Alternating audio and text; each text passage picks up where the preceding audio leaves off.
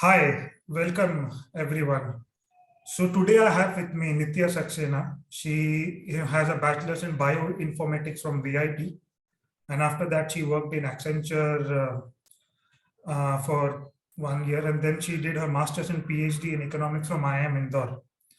And then after that she worked in UNICEF and also worked as a consultant. Right now, she is working with a Japanese company based out of Singapore. It's EDMI Limited, and she is working in the business intelligence unit. Yeah, welcome to this podcast, Nitya. Thank you, Manhar, for giving me this platform. Yeah, thank you. For actually agreeing to do this. Yes, yes, Nitya. So I would like you to discuss where does data science fit in your role, in your current role, and in your company as such. If you could give me two three examples to home in on the point as to how data science tools are used. Sure. Yeah, Manhar. Okay. So what when we say actually data science, we definitely use this term, have started using this term very recently. However, I think everyone will agree that this data science in some or the other way existed since more than 10 years now. So I would say I more than 50 years, because in economics, econometrics had been around for, I think, around 100 years now. Okay. So data was always there, but the Yes. digitization actually helped it to, reach its Yes. potential in terms of big data, Yes. storage spaces, and banking, core banking, and all those things. So I Exactly. would say that my entire career has been in and out related to data, starting from Accenture when I was with JP Morgan as a client. So they had like big data from across 13 countries, and then they used to reconcile the trade. And if there is any kind of reconciliation error, then there'll be a big financial loss to them, right? So there Yes. are many data use cases that are already existing since quite long. Yes. uh, However, let me mention like three of the use cases that I have closely worked on and very Great. close to my like data science application as such. So Yes. one is with UNICEF. This role was based out of Delhi, and there we used regression methods to determine the malnutrition among children. Yeah. So So when you say regression methods, you mean linear regression, right? yes, Okay. yeah. So we used linear regression there. So basically, it was a primary data that we collected from different states of India, and Okay. now the analysis was actually to find out. So there's a specific measurement when we say malnutrition. Yes. Whenever we say any term, there is an operational variable at the back end. So Yes. for malnutrition, that is MUAC, mid upper arm circumference. That's what we call it, and we measure actually the circular width of the arm of children. So that is the measure of malnutrition, and there is a table of weight for height and weight for age scores, WHZ scores. So Okay. basically all Okay. these data is there, and then we use this data to determine the children who fall in malnutrition. So that is a These were kind the of one of the. proxies you use, two, three proxies you use to measure malnutrition. Yes. So we can call it proxy, and usually in research term, we call them operationalization variable. Okay. So once we define a question, like we say determination of malnutrition, Yes. but how do we measure that malnutrition, Yes. Yes. right? Yes. So how do we measure it? That is the operational variable. No, but Uh, traditionally, how people have done it is they have taken the calorie intake to measure malnutrition. You know. uh, Manhar, so when it comes to child malnutrition, it's a Yes. different area Okay. altogether. Okay. Okay. Yeah. So basically, how will you measure the calorie of a child who is staying away in a remote village, right? Okay. Okay. What Okay. that child is eating, you don't know. In fact, their parents are not aware how much they are eating. Are they getting enough or not? And Yes. measuring calories is a big challenge there. Exactly. So when we say malnutrition and nutrition, so basically Yes. nutrition can be Yes. measured in calories when I am an educated person looking Yes. on Google or know what I'm eating throughout the day. But for Yes. a child who is, in the remote villages in India, Yes. will not know what the child has eaten. No, completely So correct. I think you have a point when you say that, you're measuring the physical, the arm, whatever you said, the correct. So circular. the child is plumpy, the child is good anyways. We will say that look by Yes. looking at the child that this child Exactly. looks malnourished, Exactly. right? Yeah. So then how do we measure it? So basically there are different measurements. One is weight for height, Z score, or one is MUAC. So there are different measurements. So usually WHO uses these two measurements. Okay. Yeah, so these are two standard measures basically that UNICEF uses. So this is what we use to uh, take the data from the fields. That is Okay. one use case. Another use case I will is what I'm currently working in is the business sales forecast. Okay. Great. So Great. right now I'm working in a manufacturing company who have plants in different countries and sales in different countries, right? Around Okay. 13 of to 14 countries plans, and then their sales is spread across the world. Now the classical use case is how much to produce, because if we produce too much we end up with a lot of inventory. Yes. If we produce less, then Yes. we do not deliver to the customer on time, Exactly. and then we Exactly. will not get more orders, Yeah. This is a right? traditional, problem which manufacturing businesses, have to deal Yes. with. Yes. Yes. Yes, correct. So they want to optimize everything, right? Mm. So in that case, what they want to do is like they have past data Mm. and they want to predict the sales Yes. for future months. Yes. So now here we use basically past data to take the input and then predict. So it's a predictive model to Yes. predict the sales forecast for upcoming months, right? Okay. So here we take care of many things. So as a vice person said, forecast is always wrong. Yes. Something or the other thing will go wrong, whatever you Exactly. forecast. Yes. So our aim is actually to predict this and minimize the error. If Okay. we can minimize the error to a level that we can utilize that forecast, then well Yes. and good. So But then how do we do? How how do you approach this problem? Like what tools do you correct. employ? So correct. So tool is one. So the data is basically what we are using is from the past. So you usually when we take past data, there's always a thing of called seasonality there. Exactly. In which Yes. season the sales was more, Exactly. Yes. in which region the sales was more, Yes. right? So Yes. all those things actually come into play. So these are actually the explanatory variable to explain the sales forecast, Okay. which actually gives us a good prediction of the future forecasted months. Okay. And we try not to forecast for too long. We try to do it for 3 to 4 months or quarter by quarter only, Okay. because by doing so we are actually able to minimize the error.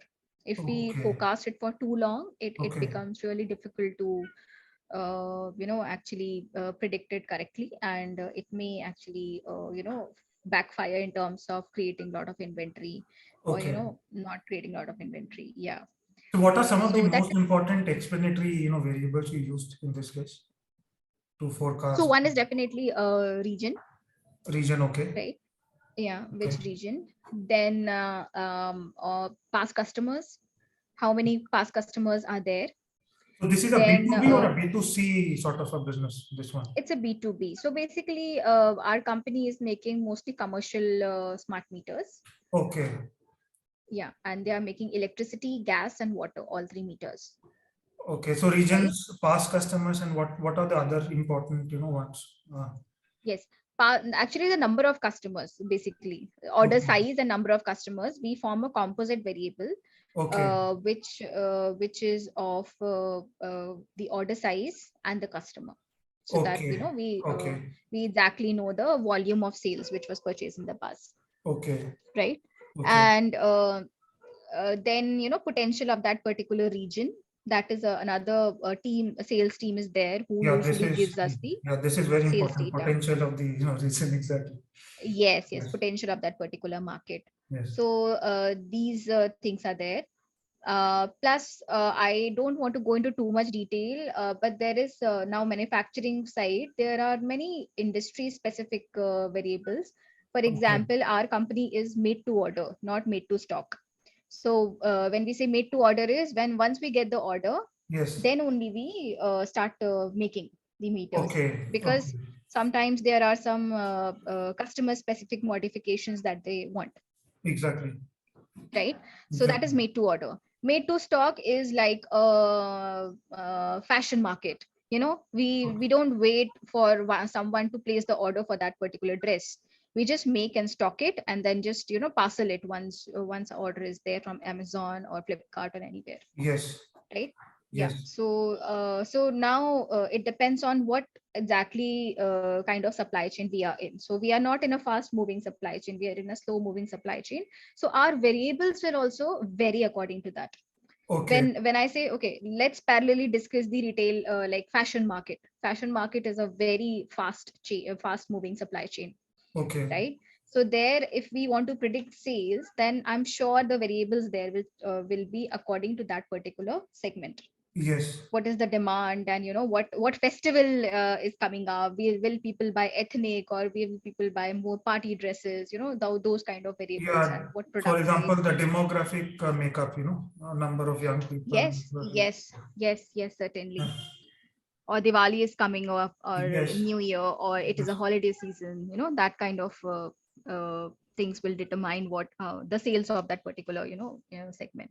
Yes. So those things are to be considered while constructing the model in the supply chain or manufacturing, maybe. Yes, I can understand you can't go into too much detail here, but Yeah. Nitya, if you can tell me, so you have mentioned some of the important variables, and these variables are common, I think, across other businesses also, because these are some of the important Hmm. variables which other businesses, manufacturing or non-manufacturing, take into consideration. But in terms of the Yes. tools, could you tell a bit more in terms of whether it's a linear or a non-linear sort of a regression that you use here? So we stick to linear models only. Okay. Yeah, we stick to linear models. Non-linear is kind of a difficult or more error prone kind of models. Yeah. So Yes, simple yes, predictive modeling with yes. linear regression. Yeah. Okay, yes. Yeah, so we come now Uh, to the yeah. third case, which is, I think, health Yeah. insurance. Uh, Yes, so this is something I worked on during my PhD days. So that time, this particular insurance scheme was named as this thing, Rajiv Gandhi insurance scheme, right? So now yes, it yes, is yes, yes, yes, yes, now what we have is Ayushman Bharat, yes, right? exactly. Yes, So I got opportunity to got support from Chhattisgarh government basically, and great. I collected the post hospitalization survey data of Ayushman Bharat, Okay, and I had the pre data and post data. So it was a kind of comparison between the two on the insurance utilization and the satisfaction of patients, basically post okay, discharge. okay. How So much this was time did kind you of, take to collect the data? Because it must have been a very time-consuming process, if I can yeah. So imagine. that's, oh, it's very long process actually. So basically, thankfully, I had support from the government. So they were actually in the process of doing it. Okay. So I pitched in with them. Otherwise, it's not possible for a single person to do it. Yes, yes, yes, yes. Yes, yeah. So they had some data, and then I was there actually working with them, and I was located in this state for a very long time. Okay, So this data was basically about the satisfaction of the patients who are discharged after utilizing this Ayushman Bharat scheme. okay, And this was a very different. So it's a 0-1 kind of a model. I okay, used a different tool at that time called the qualitative content analysis, we call it. okay, And here I actually converted. So when we say satisfaction, it is a Likert scale satisfaction. okay, We measure it on a 5-point scale. okay. Likert scale, I think Yes. Yeah, it's aware, Yes. right? Yeah. So then we measure the satisfaction, and I use this QCA tool to Yes. actually change it to a fuzzy logic. Fuzzy logic, as in 0 1 kind of a scenario, Okay. and then found out the factors that determine the satisfaction of patients. Okay. Okay. So to be true, I really want to point out one thing. So during PhD, Yes. whatever topics I picked up, right, it was mostly to learn maximum possible things. Yes. And to the students, especially who will be listening to this podcast, do Yes. not be fearful of actually, failing in data science models. So it's very Yes. important to actually make some models that do not work, Exactly. right? So once Exactly. you make those models, then only you learn what do not work in data science. Exactly. As I was Right. actually discussing in my last podcast, your Yeah. understanding is at a level which will only increase as spend years in the business, right? Yes. Yes. And Certainly. so that will get reflected in how you model. But the skill that you should develop right now is the ability to model something, ability to learn a linear regression, ability Correct. to run a non-linear regression. But for that, you Mhm. need to understand the basics. Is that correct? Very, very essential. The strong foundation only will lead you somewhere. I mean, don't first of all, do not please run behind tools. Tools will keep on changing. Today it is Yes. 8, tomorrow it will be Z. Yes. What you should know is the backend. Make it very, very strong, like the statistics part, the regression part, Yes. what is confounding variable, what is correlation, what is regression, what is underfitting, overfitting of model, everything you Yeah. understand it, I think to me and the then most move important forward. thing is causality, instrument variable. Yeah, actually you brought a very important point, causality. Yes. Yes.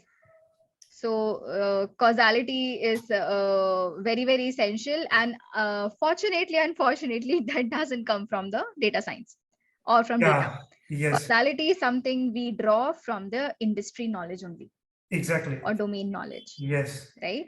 Yes. Yeah. So that just actually an example comes to my mind of ice cream sales. I'm not sure if you have heard that example. I think I So have. there was a, Yes. yeah, it's a very classical Yeah. example Yeah. that Please, please usually go on. Go discussed on. in the Yes. class. Yes. Yeah. So usually there was one, what used to happen is during summertime, Yes. the ice cream sales goes up, Yes. and so is the crime rate Yes. of any particular area. Yes. So what was the reason? I mean, people were puzzled. Actually, everyone was trying to correlate ice cream sales Yes. with the crime rate, Yes. right? But to be true, I mean, fine, these two seems correlated. I mean, both of these go up together and go down together. But Yes. is this really a correlation? So Yes. basically, this is something called a spurious correlation. It Yes. seems to be correlated, but it is not. Exactly. What was exactly happening is the missing piece. Missing piece is that during summers, people go out late night to Yes. have ice cream or for anything, or for Yes. walks or whatever, anything. Yes. And then what is happening is during that time only, criminals get active. Okay, it's Yes. late night, Yes. burglary increases, this increases. So Yes. basically, it is not the ice cream, Yes. but it is the time of the day that the people Yes. are outside home, Exactly. right? Yes. So correct correlation is between the time people go out Yes. and the crime rate, Yes. right? Yeah. But This is a it appears classical, to be between, classical yeah. example which you have just pointed out. Exactly. Yes, correct, correct, correct. So now also, now let's take the same example to understand causality. Now crime rate is high, and the time, maybe people who are outside home is high also during summers. Yes. Now what is dependent on what? These two are correlated, we know that, but what is Yes. dependent on what, right? Yes. So can you is it right to say that crime is happening and because of that people are coming out? Yes. And another way to say is that people are coming out, that's why crime is happening. So obviously Yeah. the second one is right. So Exactly. that is causality. Because Exactly. people are stepping outside home late, Yes. that's why the crime is happening. Exactly. Crime cannot happen if people stay at home, right? So Exactly. now here, this is causality, and this is just coming from knowledge, a common sense or knowledge of the Yes. particular domain and not from the data science perspective. So now if you try to like if in your model, if we try to correlate like the dependent variable is the number of people going out, it will be Yes. wrong, Yes. right? What it should be is the the crime rate, and then this is dependent on the people coming out, or maybe other things, summers, what is the season, what is the area, what is the locality, what is the income level of that particular area, so Exactly. and so forth, education Exactly. level, Exactly. right? Yes. Yeah, so that's actually a very interesting concept, causality, but thanks for bringing that up. I think because your true test and ability to think about a problem is tested when you think Mm, about causality. yes. Um, Mm, yeah, because you have to think deeply about what is causing what. You know. mm, So I mm. think this is one of the most important concept which people if you understand it is going to pay rich dividends. Causality. True, true. Yeah. Yeah, Nitya. Yeah, Nitya. So, yeah, thank you so much, Nitya. Welcome, welcome. Yeah, yeah. Yeah, I think we have So, covered, what we were supposed to cover. Um, and thank you so much, Nitya, for, talking us about the three cases. And I most would welcome. be grateful if you could, share the content of the three cases also, which I will then include in my, cases to be done in the modules. Okay, Um, Manhar. Yeah, yeah. yeah, that will So, be great. Yeah, yes. just So, a rough overview. because of confidentiality, you cannot share the data, but Yeah, certainly I will yeah, share the summary form of the yeah, cases so that it can be helpful for your students, certainly. Yeah. exactly. Just a rough summary. Yeah. Thank you. Surely, surely. Yeah. Yeah, thank you so much, Thanks, Nitya. Manhar. Thanks for having me. Yeah, thank you. Thank you. Thank you, Nitya, so much. Yeah, thank you.